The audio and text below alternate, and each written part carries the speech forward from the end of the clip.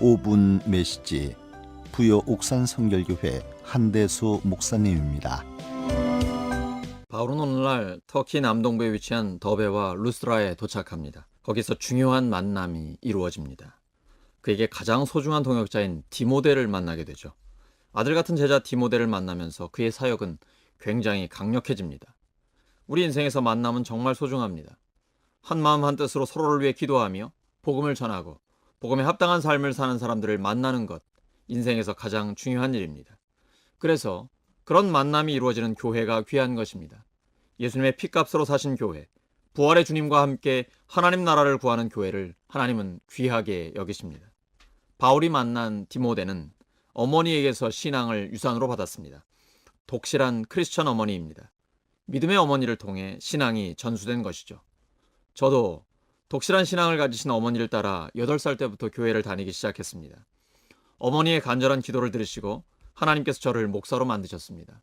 신앙적으로 방황할 때 하나님은 없다고 생각했던 저에게 부활의 주님이 찾아오셨고 복음을 전하는 사람으로 변화시키셨습니다. 어머니의 기도에 응답하신 것이죠. 지금은 하늘나라에 계신 어머니의 믿음이 저에게는 가장 큰 자산이 되었습니다. 디모데는 가정에서 어머니를 통해 제자 양육을 받은 것입니다. 가정에서는 적나라하게 개인의 모습이 드러나고 정직한 자신의 모습 가운데 예수님의 인격이 투영되는 것이죠. 그래서 한 개인이 참된 예수님의 제자인가를 확인하려면 가족들이 그를 어떻게 생각하는가를 보면 됩니다. 어머니에게 신앙교육을 받은 디모데는 주변의 형제 자매들에게 칭찬받습니다. 사회에서도 인정받은 것이죠. 교회를 다니시는 분들 중에 사람들은 전혀 신경 쓰지 않고 오직 하나님만 바라본다고 생각하시는 경우가 있습니다. 이 부분은 균형을 잡으셔야 합니다. 누가복음 2장에서 예수님은 하나님과 사람에게 더욱더 사랑스러워지셨습니다. 초대교회 성도들은 성령 충만을 받고 하나님을 찬양하며 사람들에게 칭찬을 받았습니다. 하나님과 사람에게 모두 인정받은 것이죠. 의를 위하여 핍박을 받는 것을 제외하고는 예수님을 바르게 믿으면 사람들에게 칭찬받을 수밖에 없습니다. 사람을 살리려고 하고 예수님의 모범을 따르는 제자로 살려고 하기 때문입니다. 예수님은 어린아이 한 명 한 명을 따뜻하게 맞아주셨습니다. 가늠하다 현장에서 잡힌 여인을 정죄하지 않고 다시는 죄를 짓지 말라고 말씀하시며 새로운 기회를 주셨습니다. 차별 없이 사람을 존중하셨습니다.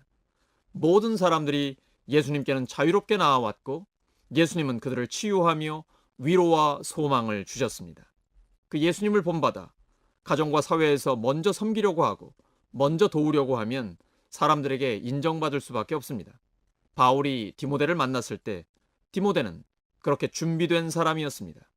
그런데 바울이 그와 함께 떠나면서 그에게 할례를 행합니다. 왜냐하면 디모데의 사역 대상이 유대인과 헬라인 함께 있었기 때문입니다.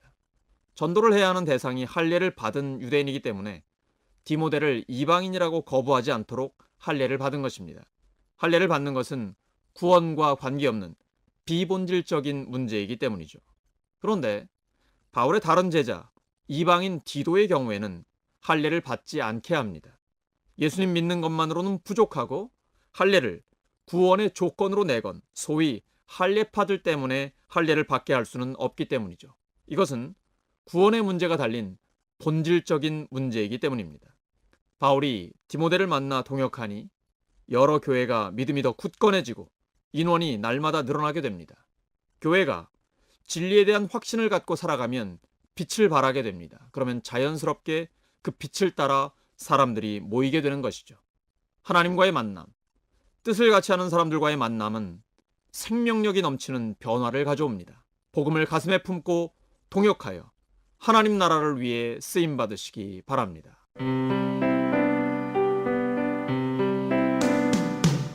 5분 메시지 부여 옥산 성결교회 한대수 목사님이었습니다.